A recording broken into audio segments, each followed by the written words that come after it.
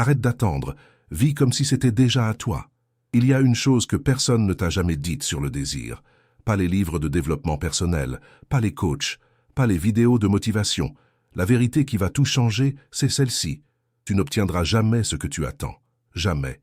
Non pas parce que tu ne le mérites pas, non pas parce que la vie est injuste, mais parce que l'attente elle-même est le signal que tu envoies à l'univers. Et l'univers, fidèlement, impitoyablement, te renvoie exactement cela. L'attente, l'absence, le manque. Neville Goddard l'a compris au milieu du XXe siècle, seul dans une pièce, en lisant les textes sacrés d'une façon que personne n'osait imaginer. Et ce qu'il a découvert n'était pas une technique, ce n'était pas une méthode, c'était une loi aussi implacable que la gravité, aussi précise que les mathématiques, la loi de l'Assomption. Elle dit ceci: tu n'attires pas ce que tu désires, tu attires ce que tu assumes être vrai. Laisse ça s'installer un moment. Pas ce que tu veux, pas ce que tu mérites, pas ce que tu travailles à obtenir, ce que tu assumes être vrai, maintenant, en ce moment même. Imagine un homme, appelons-le Antoine. Antoine a un rêve précis, net, ardent. Il veut lancer son entreprise, créer quelque chose qui lui appartient, vivre libre. Il pense à ce rêve tous les jours, il se réveille avec lui, il s'endort avec lui. Mais voilà ce qu'Antoine fait réellement toute la journée. Il se dit: ce n'est pas encore le bon moment. Je dois d'abord économiser plus. Les autres ont des connexions que je n'ai pas. Peut-être l'année prochaine. Antoine croit qu'il désire son rêve. Mais ce qu'il ressent profondément, ce qu'il assume comme vrai, c'est ceci: je ne suis pas encore prêt. Je n'ai pas encore ce qu'il faut. Ce n'est pas pour moi maintenant. Et le miroir de la réalité, implacable, fidèle, précis, lui renvoie exactement ça. L'année prochaine. Toujours l'année prochaine. Tu connais cet Antoine. Peut-être que tu es cet Antoine. Voici ce que la majorité des gens ne comprennent pas. La conscience n'est pas un outil. Elle n'est pas une stratégie. Elle n'est pas une pratique que tu fais le matin pendant 15 minutes. La conscience est le tissu même de ta réalité. Ce que tu vis dehors n'est que le reflet différé de ce que tu es dedans. Pas de ce que tu penses, pas de ce que tu dis, de ce que tu assumes. Il y a une différence capitale entre ces trois choses. Penser, c'est une activité de surface. Dire, c'est une déclaration. Assumer, c'est habiter un état. Neville Goddard ne te demande pas de répéter des affirmations. Il ne te demande pas d'être positif. Il te demande quelque chose d'infiniment plus profond et infiniment plus difficile. Il te demande de vivre dans la finalité, pas d'espérer la finalité, pas d'imaginer la finalité depuis l'extérieur, comme un spectateur qui regarde par la fenêtre, d'habiter la finalité. Maintenant, qu'est-ce que cela veut dire, habiter la finalité? Ferme les yeux un instant. Pense à quelqu'un qui vient de recevoir la nouvelle qu'il attendait depuis des mois, l'appel téléphonique, le contrat signé. La personne qui dit oui. Comment respire-t-il? Qu'est-ce qui se passe dans sa poitrine? Quelle légèreté s'installe dans ses épaules? Quelle est la texture de ce moment? Cette personne n'attend plus. Elle n'espère plus. Elle n'a plus besoin de vouloir ce qu'elle voulait. Parce qu'elle l'a. C'est ça la finalité. C'est un état de conscience spécifique. Un état où le désir se dissout non pas parce qu'il a échoué, mais parce qu'il est accompli. Et voici la révélation qui change tout. Cet état n'est pas la conséquence de la manifestation. Il en est la cause. La majorité des gens attendent à voir pour ressentir. Les êtres qui comprennent la loi ressentent d'abord, et la réalité suit. Mais pourquoi est-ce si difficile? Parce que ta conscience a été conditionnée depuis l'enfance à être réactive. Depuis que tu es né, on t'a appris une seule façon de fonctionner: regarder la réalité extérieure, l'évaluer, et ajuster ton état intérieur en conséquence. La vie est dure, donc je suis stressé. Je n'ai pas d'argent, donc je m'inquiète. Je suis seul, donc je souffre. C'est le cycle de l'esclave. Non pas l'esclave d'une personne ou d'un système, l'esclave de ses propres perceptions. Neville appelait cela être asservi aux sens. Tes 5 sens te racontent une histoire.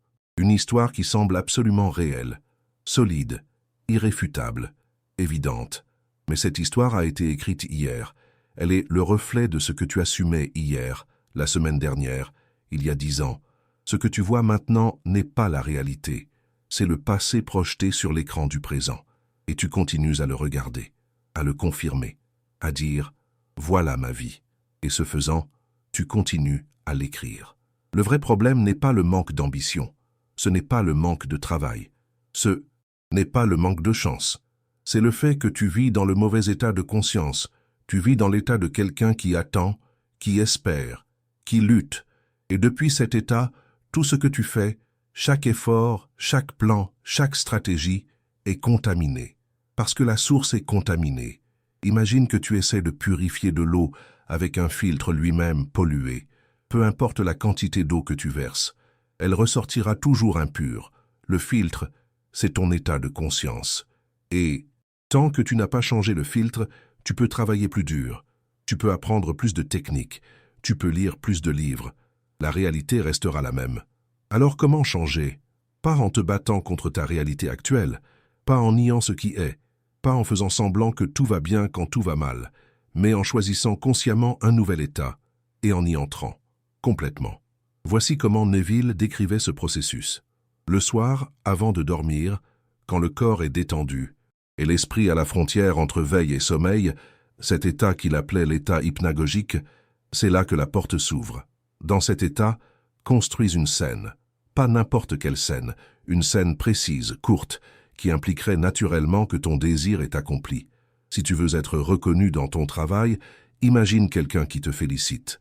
Ressens la chaleur de sa poignée de main. Entends les mots. Sois là, entier, présent. Si tu veux vivre dans l'abondance, imagine l'objet dans tes mains, la texture, le poids, la lumière. Ressens la normalité de cela, comme si c'était évident. Pas spectaculaire, évident. C'est la clé que presque tout le monde rate. L'imagination créatrice ne ressemble pas à un feu d'artifice. Elle ressemble à un dimanche matin calme, à la sérénité de celui qui sait. Et dans cet état, répète cette scène jusqu'à ce qu'elle devienne naturelle, jusqu'à ce que tu sentes que tu habites l'état et non que tu le joues, puis endors-toi. Et là, la plupart des gens font l'erreur fatale. Ils se réveillent le lendemain matin, regardent leur vie et commencent à compter les jours. Ils cherchent des signes, ils analysent les coïncidences, ils vérifient si ça marche. Et ce faisant, ils sortent de l'état. Ils reviennent dans l'attente. Ils recommencent le cycle. Neville appelait cela la trahison de l'imagination. Quand tu vérifies si la graine a germé, tu déterres la graine. La confiance ne vérifie pas. La confiance sait. Celui qui a passé commande au restaurant ne court pas en cuisine pour voir si son plat est préparé. Il parle, il rit, il est là, parce qu'il sait que ça vient. Voici le moment le plus délicat de tout ce processus. Le moment où la réalité extérieure te contredit, où les circonstances semblent dire le contraire de ce que tu assumes, où les gens autour de toi doutent, où ta propre raison te dit « sois réaliste ». C'est précisément ce moment que Neville appelait le test de la loi, parce que la loi ne fonctionne pas seulement quand les conditions sont favorables. Elle fonctionne précisément quand tu maintiens l'état malgré les conditions défavorables. C'est ça, la loyauté envers l'invisible, pas la naïveté, pas l'aveuglement. La décision consciente de continuer à habiter un état de conscience spécifique, indépendamment de ce que les sens rapportent, parce que tu sais, profondément, intimement, que le monde intérieur précède toujours le monde extérieur. Toujours. Reviens à Antoine. Le jour où Antoine a arrêté d'attendre de se sentir prêt pour agir comme s'il était prêt, quelque chose a changé. Pas dans sa situation, pas encore, dans son regard, la façon dont il parlait de son projet. Plus de « un jour », plus de « j'espère ». Un jour, un inconnu l'a approché dans un café. Ils ont parlé. Et dans cette conversation, la première collaboration s'est cristallisée. Antoine n'a pas changé de stratégie. Il n'a pas travaillé plus. Il a changé d'état. Et la réalité a réorganisé ses pièces autour de lui. Ce n'est pas de la magie, c'est la loi. Maintenant, une question directe. Depuis quel état vis-tu ta vie en ce moment? Est-ce l'état de celui qui cherche encore, de celui qui attend la permission, de celui qui espère que peut-être, un jour, la vie finira par coopérer? Ou est-ce l'état de celui qui sait, de celui qui habite déjà la finalité, de celui pour qui la question n'est plus « si », mais « quand », et même, plus profondément, de celui qui n'a plus besoin de poser la question? Ta réponse à cette question n'est pas dans tes mots, elle est dans tes matinées, dans la façon dont tu te lèves, dans l'énergie que tu portes sans t'en rendre compte. Ton état de conscience est transparent pour toi, mais il est parfaitement lisible pour l'univers, et il reçoit chaque signal que tu émets. Changer d'état de conscience n'est pas un événement, C'est une pratique. Certains jours, tu glisseras. Tu retomberas dans l'attente, dans le doute, dans la vérification compulsive. Ce n'est pas un échec. C'est la nature du voyage. Ce qui compte, c'est la direction, pas la perfection. Chaque fois que tu remarques que tu habites l'état de manque, tu as une opportunité. Pas une raison de te punir, une invitation à choisir à nouveau, à revenir à l'état, à réhabiter la finalité, à te rappeler qui tu es lorsque tu ne te laisses pas définir par ce que tu vois. Tu n'es pas en chemin vers la vie que tu veux. Tu n'es pas en train de te rapprocher de quelque chose qui existe quelque part. Dans le futur n'existe pas encore. Il est en train de se former, maintenant. À partir de ce que tu assumes maintenant, la vie que tu désires n'est pas une destination. C'est un état de conscience.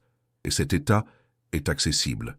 Pas demain, pas quand les conditions seront meilleures. Maintenant, dans ce silence, dans cette respiration, dans ce choix de regarder en toi plutôt que dehors. Neville Goddard ne t'a pas donné une technique, il t'a donné un miroir. Et ce que ce miroir te montre n'est pas une promesse, c'est une loi. Arrête d'attendre. Vis comme si c'était déjà à toi, parce que c'est déjà à toi. Ça l'a toujours été. Si cette vérité t'a touché quelque part en profondeur, c'est parce qu'une partie de toi le savait déjà.